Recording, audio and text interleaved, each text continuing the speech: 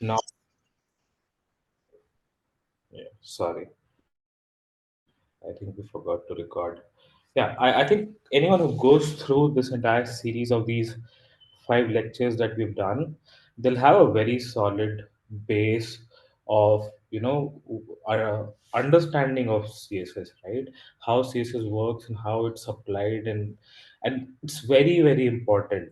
I've repeated this in all the lessons, right? And I'll repeat this again. Trust me, I'm not against using a framework, a framework like a Bootstrap or a framework like a Tailwind or anything like that, right? And you should use that, right? You should do everything possible to increase your developer velocity, making sure that the user experience, the users that you're catering to, they have the best experience, right? Now, what I'm trying to tell you is that that's always good for, let's say, a freelance work, or let's say if you're building a profile for yourself, or you're building some small site. But if you are a serious front end developer, if you want to become a front end developer, you must know CSS, right? You will not be able to get your way in industry with only knowing Bootstrap or Tailwind or any framework, right? Uh, JavaScript and CSS. There's a lot of things, right? And CSS itself is so vast. I can tell you that we've covered so many things, and this may just be 10-20% of the entire CSS, right? So that is also very important, but this is very important concepts, right? Everything is based out of this. Similarly, if you understand, if you know JavaScript, uh, everything is based out of the common functions and if and switches, and knowing the having the understanding of this and closures and things like that, right? So consider these things as that, we haven't even talked about box model, or how layouts start. But even before that, all this is the bare minimum, and very important concepts to understand if you want to be if you want to write CSS, and if you want to work as a front end developer. You'll go in a company where they might be using some their own uh, CSS library. You may be fixing bugs, you may be building new features, you might have to build a new project from start. Sometimes there are requirements where you cannot use any JavaScript CSS framework. You have to write in vanilla. In my course of 10-12 years of what I have been in the industry, and then add another 5 years of building websites. So I'm that old. Okay, I've been building website from that long, right?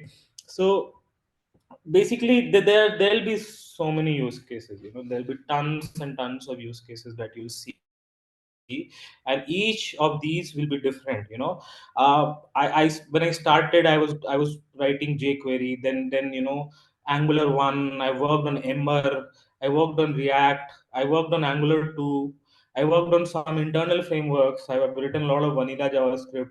Recently I also worked on Vue and Sweat. So all this doesn't matter. Frameworks and all doesn't matter.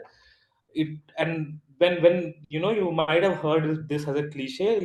When people say that you need to understand JavaScript, React comes later. It's not a cliche, and that holds true for each and every learning that you do anywhere. Even if you're starting to learn how to play football, until unless you know the basics of football, you'll not be able to be a good player of football, right? It's the same like that, right? And that's why I tell you that these are very core concepts.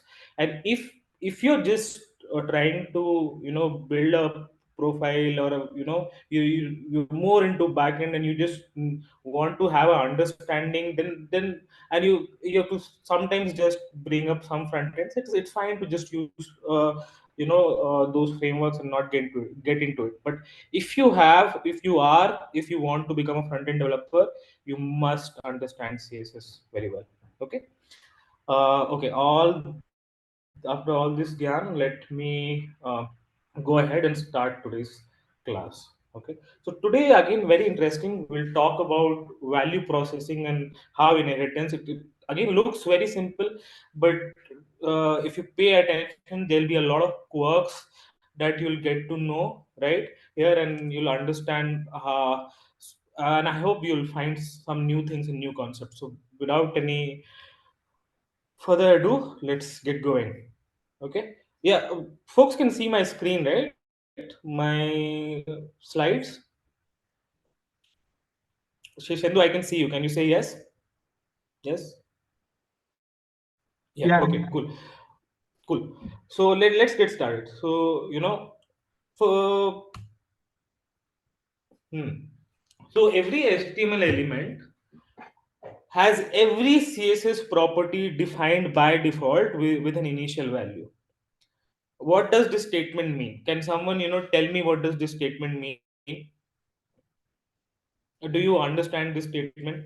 So what it is saying that every HTML element in a web page, you can have divs, spans, paragraphs, you can have some custom elements, web components, and things like that, right? And now every CSS property, how many CSS properties there might be? Any guesses? Or there are any guesses? More than 50, more than 100, at least yes, more yes. than, right? I think you it already might have used 20 25 of them regularly, right? So there are a lot many, right? So now what we are saying that if when we render a web page, right, let's say this zoom that's rendered in front of you, if you're using in browser, if you're not using in browser, any website that you open and that gets rendered, every HTML element, every DOM element that's present inside that will have all the CSS properties applied. Okay, let's see that. So again, my favorite go-to website. Let me just quickly open this.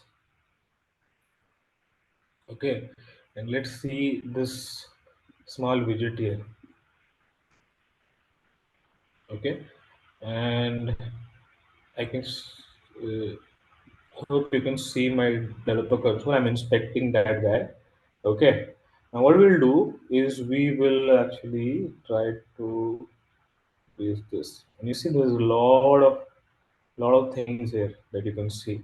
Okay, and let me go to a computed tab, and here this is actually not the initial value but the computed value. We'll get to what is initial value and what's computed value and all that. But if you see all these CSS properties, all, even animation, even background image, you have not given a background, even nobody has, even the browser has not given, but all of it will have some initial value and then will have some computed value, right?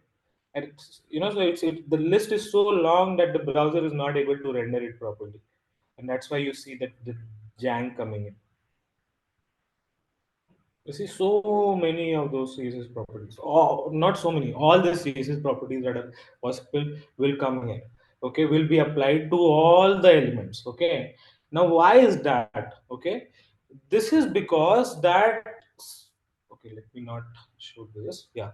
So this is how the web was built. Okay, every CSS property will have an initial value by default. Okay, and then there'll be a lot of factors that we've understood, right? CSS can be coming from author, and the CSS can be coming from different places, and then there can be cascaded value, right? And that cascaded value then depends upon a lot of factors and things like that. And then every property then will have a value, and that is how the browser will be able to render that element on the page. Okay, so now so what we'll understand in this class is how all these values, some of these values are actually rendered by the browser, and what happens internally in the browser's algorithm that decides these values. Before that, I think in the second class, the practical CSS class, I went through this where we discussed about CSS units, and this is very important right now because we need it for value processing. So I'll very quickly go over this. Okay, what we so these are some common CSS units, right? And we had seen this table, if you remember, where we talked about. Okay, let me open the code sandbox also.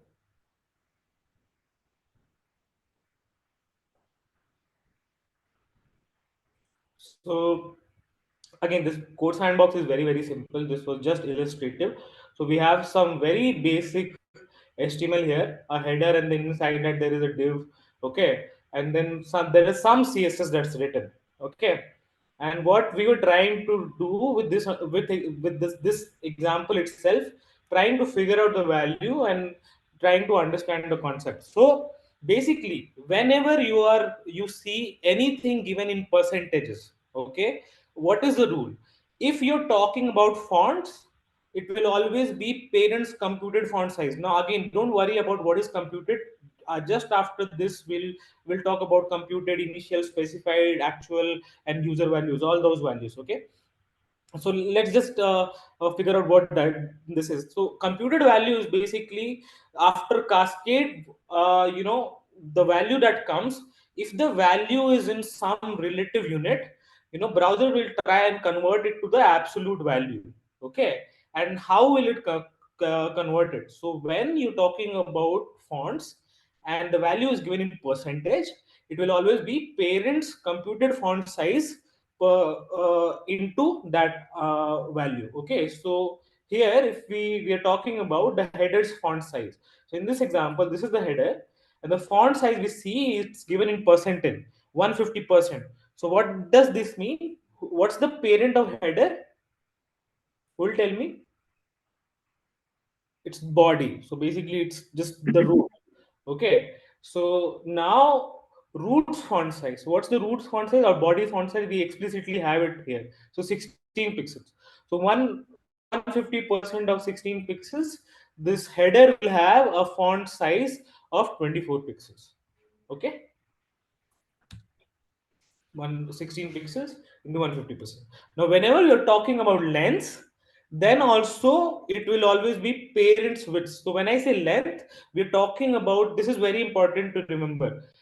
When the child's width is given in percentage, it will be parents width into that percent. So let's say parent is 100 pixel, child is 10%. So it will be 10 pixel. Okay, if we are saying height equal to 10%, right?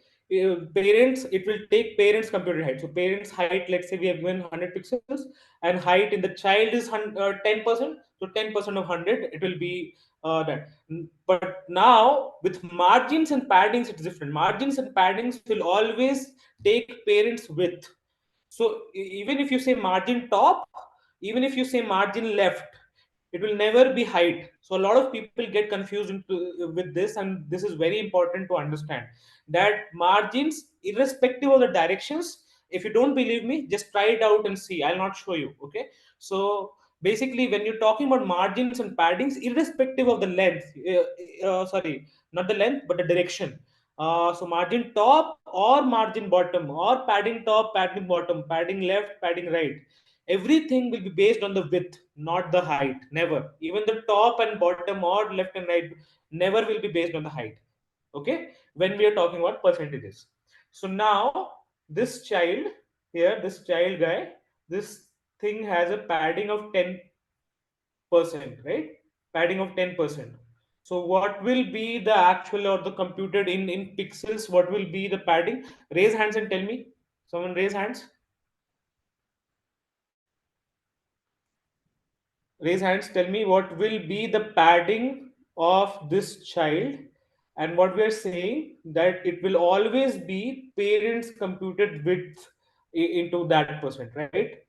Shishendu, yes, tell me. 50 pixel. Yes, right. Thank you. So, what is the width of the parent? The width of the parent is 500 pixels. So, padding, whatever it is, when you say pad, just padding, it is padding top, right, bottom, left. Everything is you've given that with this shortcut, right? So that's where the padding left, top, bottom, right, everything here will finally be 50 pixels.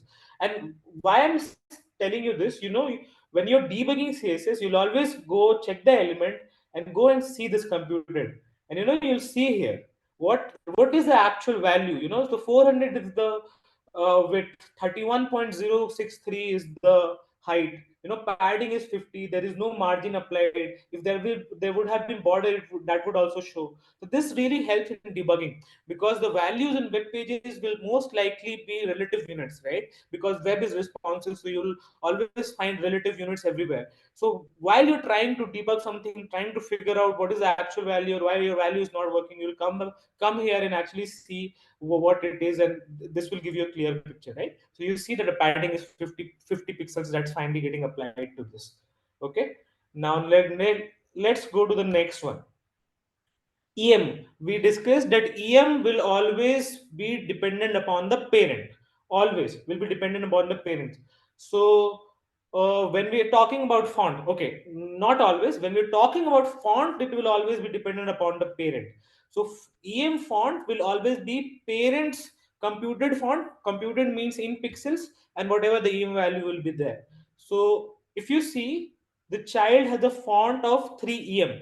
So what we know about EM, that what will be parent's font size? So parent font size is 150 pixel, but we figured that the computed font size here is 24 pixels, right? We calculated it.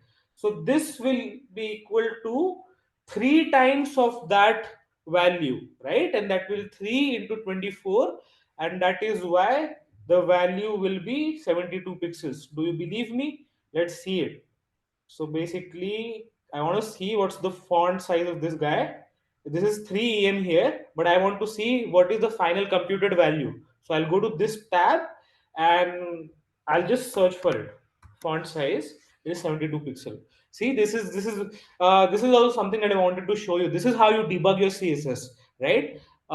You will find all the values here, where this is from user agent. This is the style that's coming up from this style that you have written. Now you may add some third party library, that also will add some style. So all that you will see here, right? But if you want to see what is the final value the browser is applying, you'll come here in the computer tab and check it out. Okay, so we figured out that child's font size is equal to 72 pixels. Now, when we talk about length, here is the difference. When we talk about length, EM will not look to parent. So EMs will always look at font sizes. They will not look at anything else. They will always look at font sizes for reference. Okay. When you're talking about fonts, it will check the parents. When you're talking about length, when I say length, it is padding, margin, width, etc. Then it will always check the current element's font size. Okay. So now if you see here, header, header has a padding of 2 EM. Header has a padding of 2 EM. So what will be the value? Please mute yourself. What will be the value, computed value of the padding? Please mute yourself, or let me mute you. Okay, thank you, Sumaraya. Okay, can someone raise hands and tell me what is the computed value in pixel value of the padding here for the header? It's given in two in EMs. Someone other than Sri Shendu? It's 48 written. pixels. Yeah, please raise your hands, and then I'll call it out, and then you can tell me. Yeah, thank you. How is it 48 pixels? Whoever said, who answered? Can you raise your hand? Sorry, I can't find the option to raise hand. No problem. Can you tell me your name? Sandeep, Okay, Sandeep. How is it 48 pixels? because the current font size is 24 pixels and the current element's font size is 24 pixels and 2 em means 2 times that. Yeah, 2 times of that value. Absolutely. Thank you, Sandeep. So that's what it is. So let's just quickly validate it. So we're talking about the header. So this is the header. We see the padding is 2 EM, and we figured that that will be 2 into 24 pixels. So let's go to computer tab and see what the padding is. And you see the padding is 48 pixels. As simple as that. Okay. Now let's talk about REMs. REMs are very beautiful. I had shown you this in the previous, or the second class. If folks who have not seen, I had shown some examples also of a workflow where you use media queries and make things responsive using REMs, right?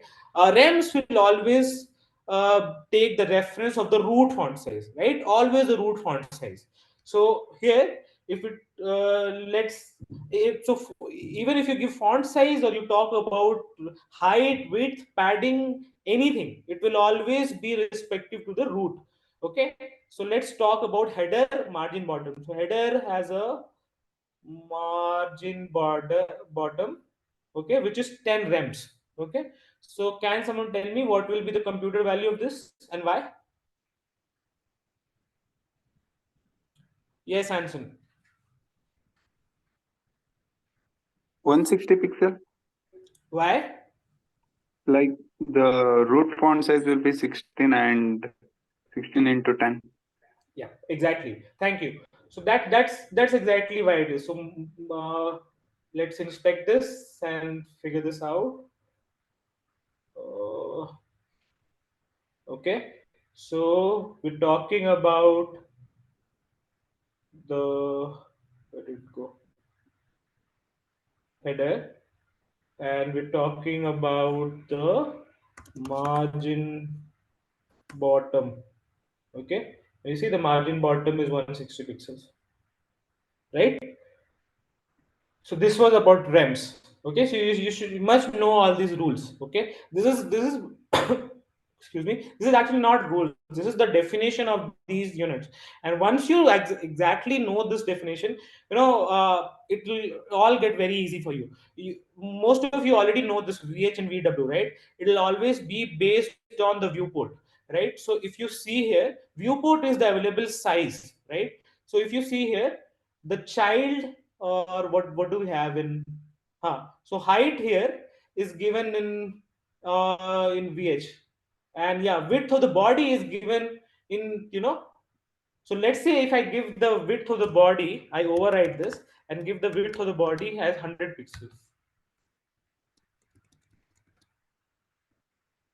Let me refresh this. Yeah, but because this is greater, it takes the, that's not a good example. Let me show this example itself.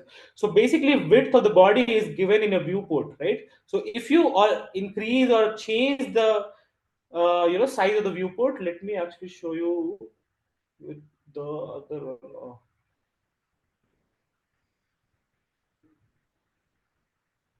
Where did they change this?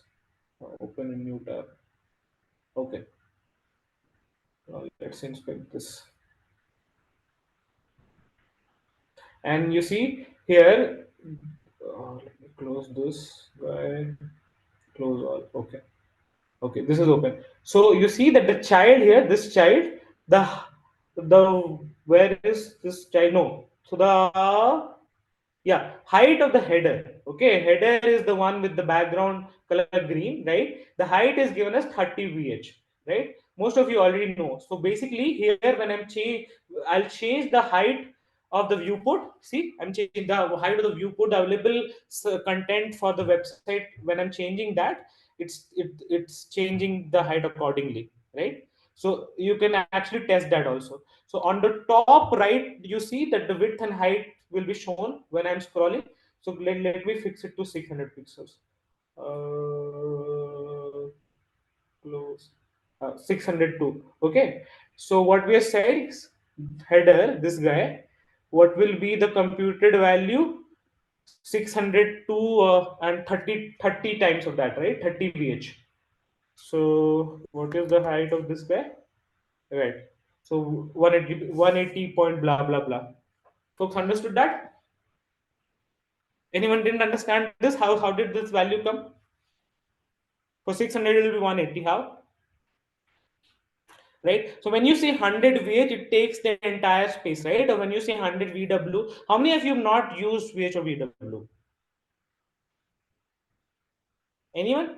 Okay, it's very common, right? Most of you might have used it, right? So when you say 100 VH, it will be the 100 times of the viewport height. I mean, when you say 100, not 100 times, basically it will take the entire available space of the viewport height, right? When you say 50 VH, it will take half the space available uh, in the viewport height. When I'm saying 30 VH, it is one third of, or 30 100 by 30 of the height available, right? So that is the VH and VW calculation. So this is how the calculations of this happens. This is very important for you to understand the definition of how these calculations happen, right? Now let's jump into the real thing now. Value processing, and what are these declared value and cascaded value, specified value, right? And before jumping into it, anyone has any questions till now? Anyone who missed the second class, hasn't done the assignments, has any question? Because we did an assignment also where you had to figure out the values. Cool. So no doubt. So that means I'll go ahead. So now, first, so this will be very hands-on. So first, if you want, let me give you the code, this very simple code sandbox, and very ugly code sandbox link also. If you want, you can open, but please try to follow first, and then try to make changes to it. Okay. So, and also four can make changes. I hope, yeah, I think you'll not be allowed to make changes directly. Anyways, so let's get into it. Quickly, just let's see what is the HTML that we have. So we have a body. Inside body, we have a section. It has a class called wrapper.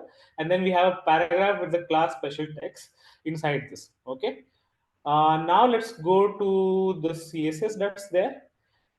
For the wrapper, there is some font size given. Okay, there is some width given, some background color, and then for paragraph there is some CSS, and then special text class has some CSS. Okay, and now let's go ahead and figure out how browser will actually figure out what will be the values. So these are the ones that we'll figure out. The first thing is the width of the paragraph. Okay, so what we need to figure out is the paragraph is the one which is red color, this one. Okay, and green color is the entire thing. Okay, now what we want to figure out is what is the width of the paragraph. How will the browser in the finally what will so let what will be the final width of this paragraph that will oh, okay, what will be the computed, so computed excuse me, after computer also used and actual value comes. So let's actually talk step by step. Okay, so now declared value. What is declared value? Declared value is the value that is declared by the author. Anything that comes from author style sheet.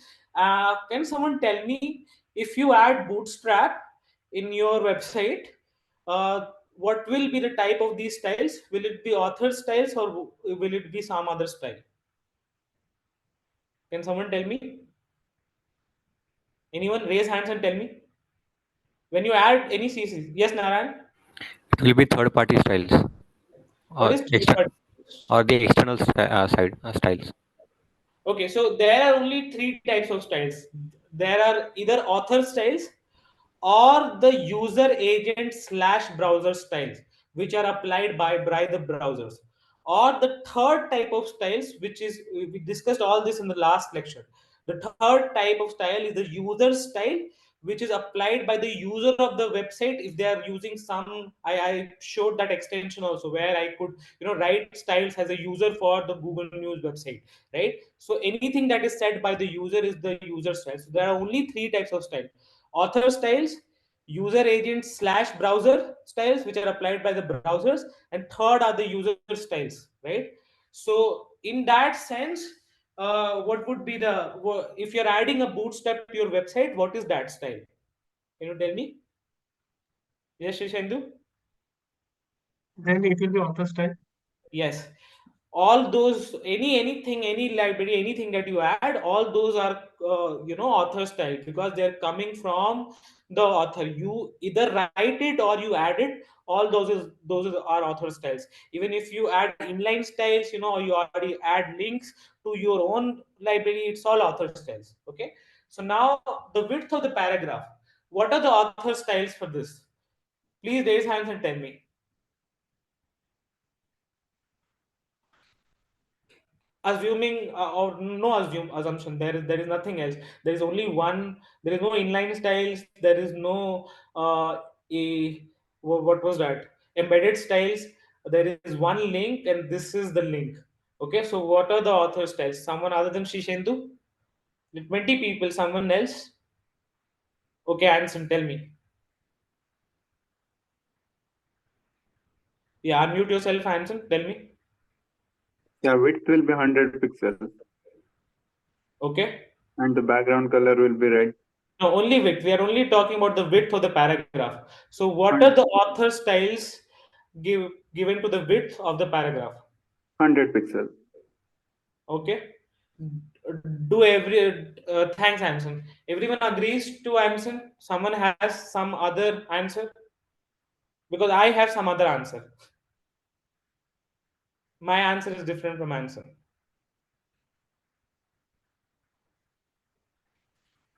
Okay, so it is 42% the width of this paragraph, and it is also 100 pixels.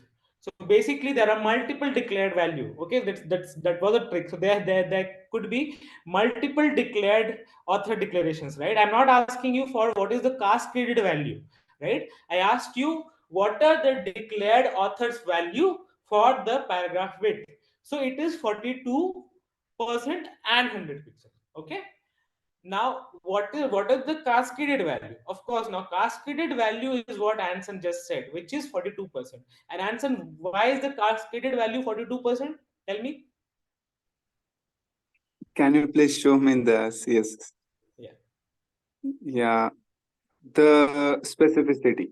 Yeah, specificity, right? Because it has a class, and this is only a type, and if you do that calculation you'll figure out that this is higher, right? And that's why, the cascaded value will be 42%. Okay, now what is the specified value? Okay, specified value is the default value provided by the browser if there is no cascaded value. Okay, but here and here, because we already have the cascaded value, so specified value will also be 42%. We'll come to a case where there will not be a cascaded value, because but in this case we have a cascade value. That's why the specified value is also 42%. Okay, now what is the computed value? Computed value will be the one where you'll convert the relative units to absolute units, right? And if percentages are normally not converted, rems, ems, all these are converted here. Percentages will not convert. So whenever you have percentages, your computed value here will also be 42%. Right now, here you'll find a lot of differences in definitions and differences in how you see people use it. Do not get confused about it. These are only internals. This actually doesn't matter. In the end, just try to understand what's happening here. Okay, the used value is the calculation that will happen. So 42%, now now. So can someone tell me what will be the value if we convert it now?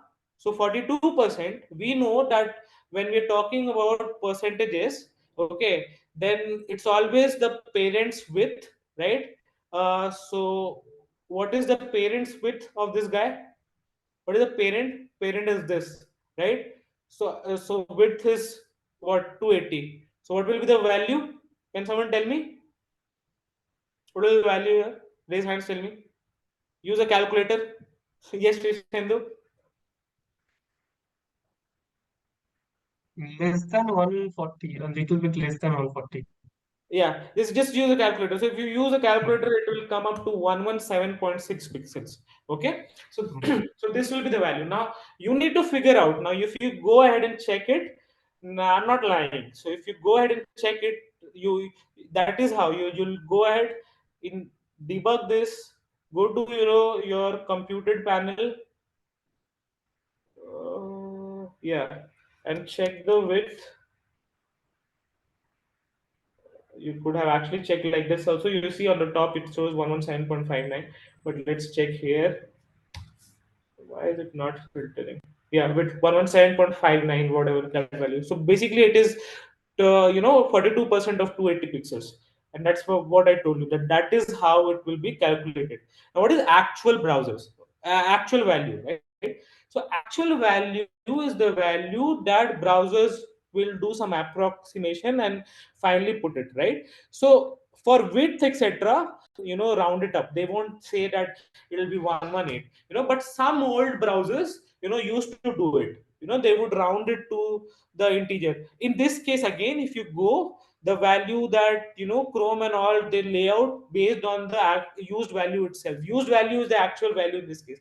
But maybe sometimes at the angle calculation, so you could do a lot of calculation. The values could be very you can write calc and you can say that the value is 33.333% or 100 by calc 100 by 3, right? So how will browser do? So a lot of times, in some cases where maybe when you're giving an angle of a transform or something like that, browser will what will do, they'll do some round off or they'll do some approximation, and that is the actual value. In most cases the actual value is equal to the used value, but only in cases where some browsers need to do some approximation, there'll be a difference, right? So if someone asks you what is the difference between a used value and actual value, that is the difference. Used actual value will be the value that browser applies after some approximation that they have to do in some of the properties.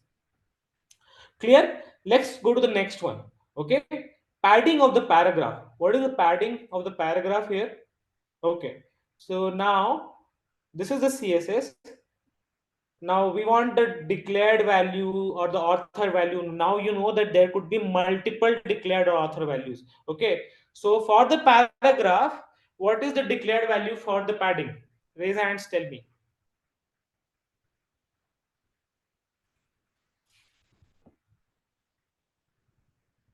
Someone other than Shishendu Manson, just take a guess. It's okay. It's okay to be wrong. Okay, let's hear from Sandeep again. Sandeep figured out how to raise hands. Yeah, there is no padding for paragraph. Okay, yes. So there is no padding. Thank you, Sandeep. So there is no author defined padding of paragraph given. Okay, so there is no declared value or author declarations for the padding of the paragraph. Okay, so what will be the cascaded value? What will be the cascaded value? So cascaded value is the final value after resolving conflicts from all the CSS sources. So we know that there is no declared value or no author written values. We know that there is no uh, user excuse me, there is no user agent or there is no user defined value. So there is no cascaded value also. Okay, now what is the specified value? The specified value here comes into picture, where there will be no cascaded value. The specified value will be the default value, right? The initial value, and that initial value for padding is set to 0 pixels. Okay, this is the initial value. I told you, right? All CSS properties will have an initial value. Background image has an initial value of none. Okay, similarly padding has an initial value of 0 pixel, and it makes sense, right? By default, what do you want the padding to be? By default you want it to be 0 pixels, right? Now what will be the computed value? 0 pixels. Used value 0 pixels. Actual value 0 pixels. Okay, now let's jump into the next one quickly. The font size of the root. Okay, interesting. So what is the font size of the root here? Raise hands, tell me. Can I call out some names or someone new will raise hands? Please take a guess. What is the root here? Root would be, root of your document. It could be your HTML, it could be your body, right? So basically it's your HTML, right? The root for a website is always an HTML, right? So what is the root font size? I want to hear from someone else. It's such a small group, and it's so much hands-on. Anyone else? Anyone else? Anyone else? Anyone else? Anyone else? You want me to call names? Let me call a name. I can see you, Abhay, so I want to just want you to unmute and tell me. So I know that you're listening. Abhay Patil. Yeah, then it's okay. Just unmute and take a guess. Yeah, okay. So basically, the root element will be the HTML of the body. Right. And what will be the font size? So font size is basically you're asking about EM or something else, I'm related. just asking that what will be the root font size? What will the font size of root? And this is the CSS that's there. This is the HTML. Just take a guess. What would it be? Okay, so the font size of the root. Okay. Uh, It's so not well, mentioned here. There is no, there is no declaration defined here, right? For root. yeah, for root it's not declared, but it will be uh, like a in percentage of the root value, like if you are calculating around that. Okay, okay. Thanks, Abhay. I see more hands raised. So let me ask someone else. So, Megha, tell me, what do you think? Root value of the font size would be 24 pixel How come? because it's the default value of the parent font size, or maybe 16. I'm Oh, confused between the 24 and the 16 one. okay, no worries. Thank you for answering. So, Narayan, what do you have to say? 16 px because default size of the root element, default font size for the root element is 16 px. Okay, yeah. Thanks, guys. Thank you, for raising hands. Okay, so let's go over it. So for the root font size, that there is no author value. Author, third party or whatever, there was no third party. This is the only CSS that we have defined, and we have not defined any value for the root. Okay, so there is no defined value for the root here. Okay, what is the cascaded value? Tanmay, I have not heard from you. So Tanmay, can you tell me what is the cascaded value of the font size for root? Can you show me the Yes, ones? sorry. Yes. uh, Cascaded value for the root you're asking, right? Yes, font size of root of this web page, what will be the cascaded value? Cascaded will also be 16 pixels, right? If I'm not wrong. The wrapper has 1.5 rem. Mhm. Wrapper is not your. But wrapper is not the root, so it will be since we have not specified anything, it would be 16 pixel itself, whatever the default. What is default? Default by the browser, I meant. Okay. Root value. So what will be the cascade value? 16 pixel itself. Okay. Right. So basically, you have to go back to the understanding of the previous class. Okay. What is cascade value? Cascade values will be the value after resolving all the conflicts, right? And if you go back, always all the browsers will have a user value by default value set to 16 pixels for the font size. So font size, even if you don't specify as an author, it will have a cascaded value. See the difference here, padding of the paragraph didn't have a cascaded value. Okay, font size of the paragraph will also not have a cascaded value. Font size of the root will have the cascaded value. Only the font size of the root will have the cascaded value. Okay, now what is the specified value? Because we have a cascaded value, so specified value is of course 16 pixels itself, right? And there is no computation required because the values are already in pixels. So computed value, used value, actual value for the root font size will all be 16 pixels here. Okay, please understand these concepts. If you don't understand these concepts, something complex will eat your head later. Okay, now let's go over the next one, and here we'll have the understanding. Font size of the wrapper. Okay, where is the wrapper? This is the wrapper. The section has a class of wrapper, and if we go to the CSS, we see that CSS, the font size is written as 1.5 m. Okay, all other CSS is for paragraph. Okay, so let's maybe collapse this. Okay, now can someone tell me how many declared values do we have for the font size? Yes, Hanson. Please show that CSS. Yeah. Yeah, we have font size. We have 1.5 rem. 1.5 m, right? So basically, yes, saying something. 24 pixel. What is 24 pixel? Not 24. We have declared value as Yes, don't confuse. Yeah, Basically, you only have a declared value of 1.5 rem. 1.5 24 rem. pixel is not the declared value. Declared value is only one here, that is 1.5 rem. Okay? Yes, So yes. 1.5 rem is the declared value. Now, what is the cascaded value here? Who will tell me? Cascaded. Okay, hold on, answer. Someone else, can someone tell me what's the cascaded value here?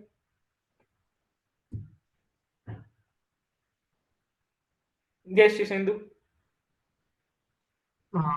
25 RU. Yes, cascaded value is also 1.5 rem, 1.5 rems. Okay. Now, what is specified value? Specified value is also 1.5 rem.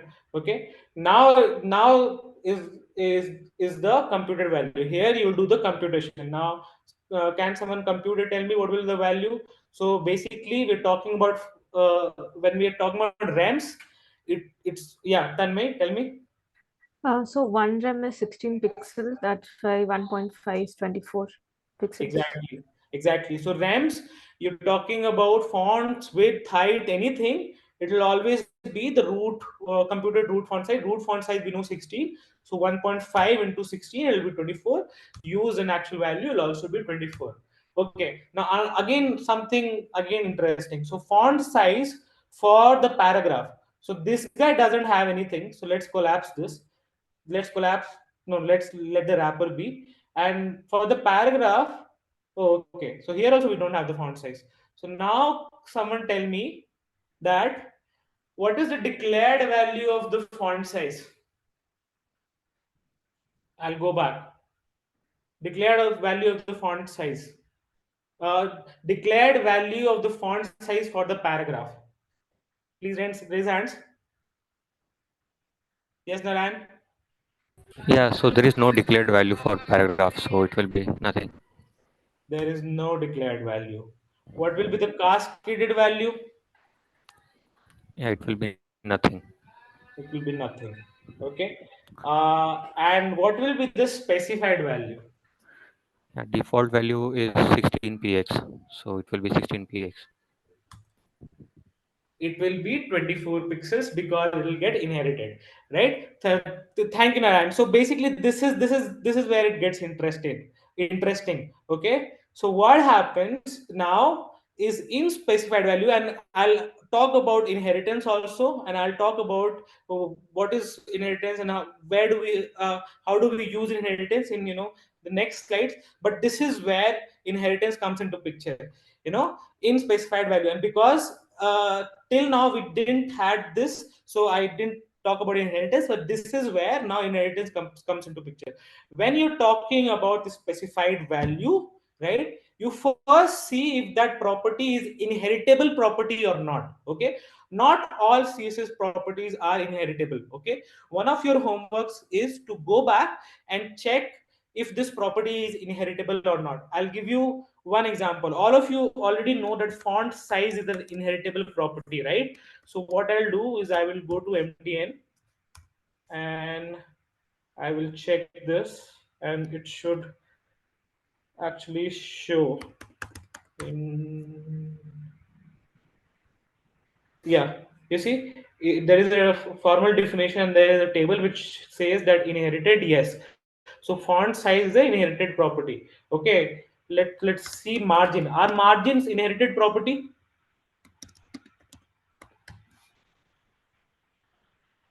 Someone just unmute yourself and tell me. Are margins, should margins be inheritable properties? I think no, because margins are dependent upon the width, right? Not upon the height of that element container.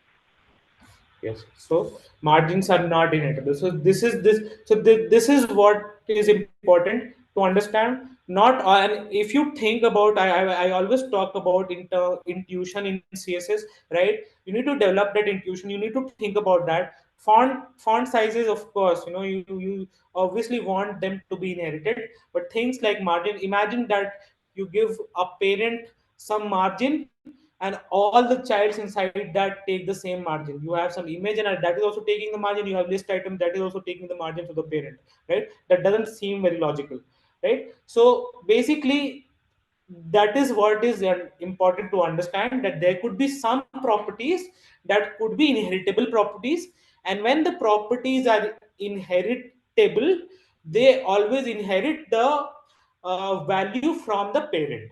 Okay, so now when we're talking about the font size of the paragraph, let's go back. Paragraph, here we don't have the declared value.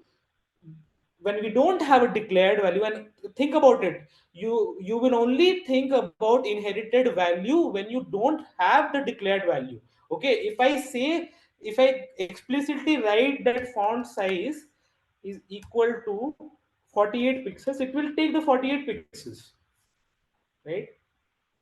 It will not go back to 24 pixels, right? Because it has a declared value. But when it doesn't have a declared value, you first need to, or the browser, and now you also have that understanding that what browser does. Browser will first see if it is an inherited property or not.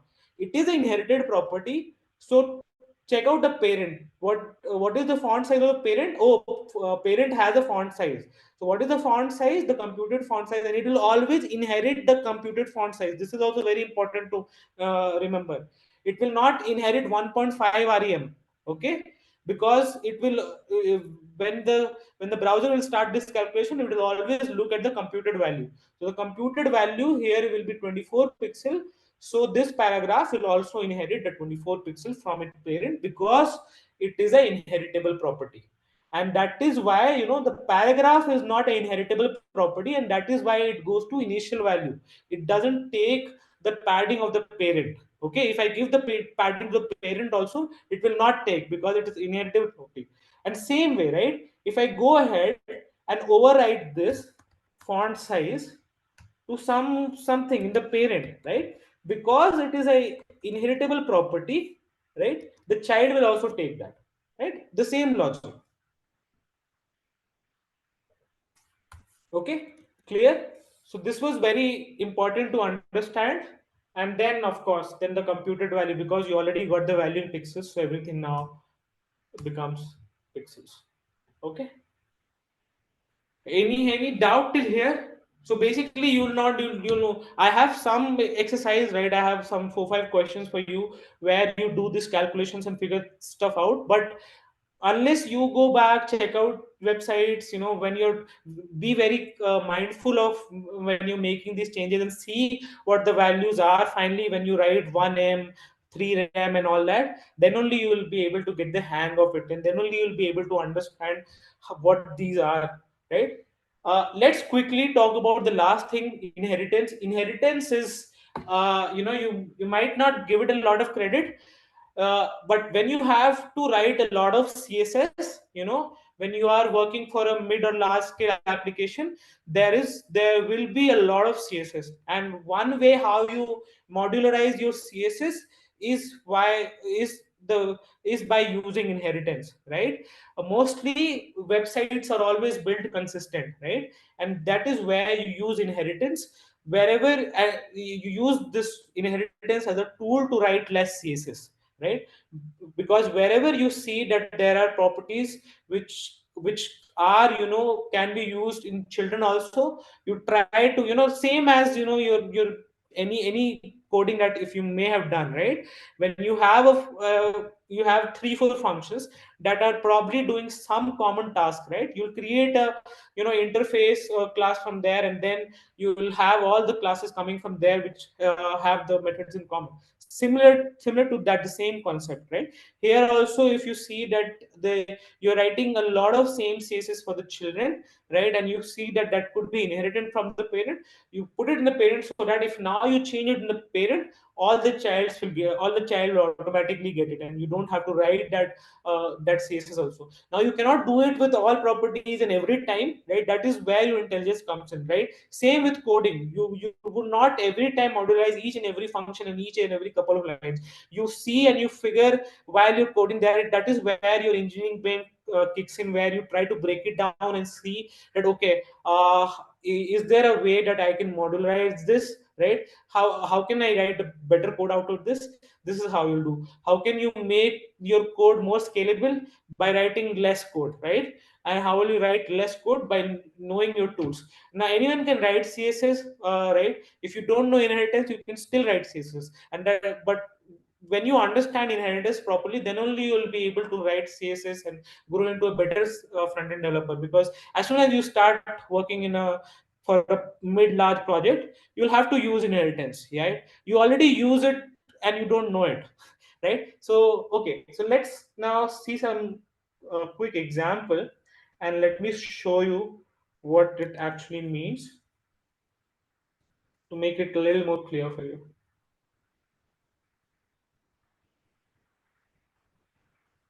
CSS is fun, right? No? Okay. So let's see. We have something very simple. We have a body. Inside body, we have a h1, and inside that we have a section. Inside section, then we have a div also. Okay, which has this text. Sorry, which has this text here. Okay. Now, what's this CSS here? Okay, so you see that here we have written some CSS. Okay, now what, and we have some font size also, it's already written. So for this div, okay, now let us do one thing. Let us change the font size from the body. Oh, let us change the color. Okay, so let's put the color as red. Okay, so now because color is also an inherited property, right? When I set the color of body to red, it takes it makes everything as red, right? Now what you know that in between there was a section also, right? So there is a section, and let me add color blue to this. What if I add color blue to this? What do you expect to happen? Will this hello CSS turn blue? Will this CSS font turn blue, or nothing will happen? Let's see. It will stay red only because it has more Sorry, specificity in I the should body. ask you folks to raise hands so that I'm not able to figure out who's talking. Yeah, Shishendu. Were you talking right now? Who was talking right now? Mm, Who was talking right now? When I interrupted you, whom did I interrupt? Actually, I didn't feel. Abhay, is it? Yeah, it was. Okay. Sorry, Abhay. Yeah, go on. Tell Yeah. me. Yeah, so it will be stay the red color only because the body has more specificity. Like it's a like a global unit, so it will be red only. It will not Okay. override the blue color. Okay. Uh, does anyone have any other answer? Yes, Shishendu? it will become blue, and like both have same specificity, but the section Which text will will become blue? uh, section will be last declared, so it will uh, inherit that proper color. What will turn blue? Which of these will turn blue? CSS is fun. Blue, this will remain red, or this will turn black. Yeah, yeah. That will turn. That will just be like. Right, and this is exactly why it is, because inheritance doesn't work upwards, right? Inheritance always works downward. So if you see this index.html, you had this h1 which is outside the section, then you had the section inside this section, you have this div which has the text says this one, right? So here when we say that section has a color blue, right, and this div doesn't have a color, right? So it will first look at its parent and try to inherit from its parent, and its parent has set something as blue, so it will inherit from this. And because and specificity doesn't comes into picture here. Specificity only comes into picture when you're resolving conflicts for the same element which is targeted by different selectors. But here you are not, you're targeting body. Body is a different HTML element, section is a different HTML element, this div is a different HTML element itself, right? So that is the thing here. Whenever you see here color blue, Now this happens. Now another thing very interesting is that, let's say, okay, I think did I have a different example? One second. Yeah, I had a different example. Let me show you that. And again, interesting. So now CSS, so there are some properties that are inheritable, right? Now CSS also gives you a way or a tool to make properties that are not inheritable inherit, right? So that is what this example is. So what I can do is, I just told you that it maybe doesn't make sense that, I have set padding for a wrapper, and I want everything inside that to have a padding, the same padding as a parent, and because padding is not inheritable property, so it will not do that, right? But what if I have a use case where I want to do that, right? Where I figured that, I have multiple cards inside, a wrapper, and the padding that I'm giving to the wrapper, I want all the cards to have the same padding. And when someone changes the padding for the wrapper later, maybe, then also I want the same to be reflected in all the cards, right? But I know that padding is not an inheritable property. So CSS gives you a tool. What you can do in CSS, you can say that you can ask the browser to inherit that property. Okay, so what we'll do here, we will say, so this, let's go to the HTML. This has a body h1, and then section does, it's the same one, right? It's the same, right? So now what we want to do is, we want to, this section has some styles, and the div doesn't have the style. So what we want to do, first of all, let us give the background color of the div to red, so that we are able to distinguish that this is our div. Okay, this is our div, right? And you see that the padding here is applied 16 pixels. So this is the padding of 16 pixels. Inside this you have a div. Now you see there is no padding here. Let's say I give a padding of 24 pixels to this div, which is of red color background. Okay, so this takes now 24 pixels. Now what if I want to say that inherit whatever the inherit the padding also? You can just say padding inherit, and what it will do now, it will make padding also an inheritable property. And you know that, and if padding, so if padding were an inheritable property, what will happen, it will go ahead, check the parent, and parent has a value, so it will apply that value. But if you don't put this, what will happen, it will set the default value, because padding is not an inheritable property, right? And it will set it to 0, right? So again, this is again one tool which you use a lot of times to do. And also browser then gives you another tool. It gives you another keyword which is called initial.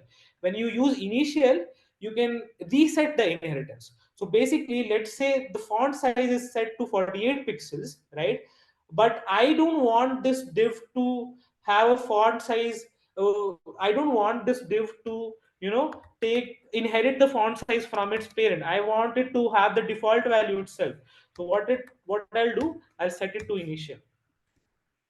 And what initial will do, it will set it to the initial value, which is 16 pixels, right? It will not inherit from the parent.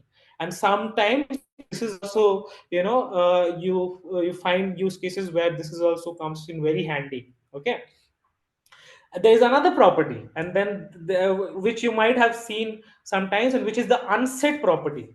And this is also again very interesting property. So unset was a new property which was introduced. Why, so that, you don't even always remember that which properties are inherited and which are not. And if you want properties to be set to initial values for the ones which are not inherited, so basically, what if you have a use case where you want a property to be set to the initial value if it's not inherited? For padding and margins and all, you want them to set to 0 pixels. But if the value is inherited, you want them to use the inherit keyword, right? And that is where the unset comes in. That is exactly what it does. Okay, so, and now you have to go back and, try it out with different properties, and you have the same code sandbox that I have, try it with different values, set different values with height, padding, background color, and blah blah blah, and see how these properties work. I told you, the definition of these values. I showed you how they work also, but how do they you how would you use them? You understood, right? That when you are building a library, or when you're writing complex CSS, inheritance can be a lot of use. You can use inheritance to modularize your code and write less CSS. And also, in cases where you want parent CSS to reflect into children, there is where you can use inheritance. And then browser gives you a tool also, that you can set the properties that don't inherit but or are not inheritable, but you want to use them in a way that it can be inherited from the parent. What you can do is you can simply use this inherit keyword, right? Sometimes you use the inherit keyword and you're inheriting stuff, but inside the value, you have some one particular use case where you don't want the inheritance to work, right? You have 5 paragraphs where you want inheritance to work, but one paragraph is a different special paragraph, and you can give a special class and change it, right? But that is where I told you, in complex applications, they'll not, mostly the content will be dynamic, right? This Google News that I always go back to, right? The content is not static content, right? We cannot go back and set styles to certain elements, different elements that come in between, right? So because all this content is coming dynamically, right?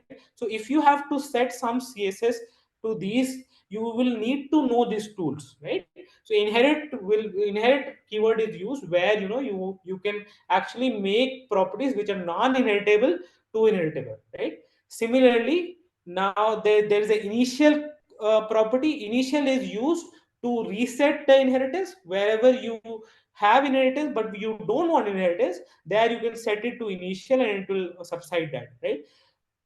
Unset property, what it does, when you set unset, if the property is inheritable, unset is equal to inherit. If the property is not inheritable, unset is equal to initial. That is as simple as that. Okay. Now I think I have a, yeah, I had this very useful flow chart which will actually help you to get that do these calculations better, right? This flow chart is very helpful. Every CSS must have a property, specified property, we already know that. Is, do we have a cascade value? If you have the cascade value, specified value is equal to cascade value. Cascade value means after resolving all the conflicts. If you don't have the cascade value, is it an inherited property? If it is an inherited property, the specified value will be coming from the parent. If it is non-inherited, the specified value is the initial value. Okay, and then these are the things that you can change using the inherit and that initial keywords. Okay, okay, so yeah, I think that was mostly it. There is a homework. Let me just quickly show you that. It's a simple homework. It's not a very tricky homework also. And again, it's something that you can do very quickly, where you have a HTML and you have embedded CSS here itself, and this just asks you what is the final value, the actual value. So you should actually first and all the questions are the same way, right? So what you should do is you should not run this.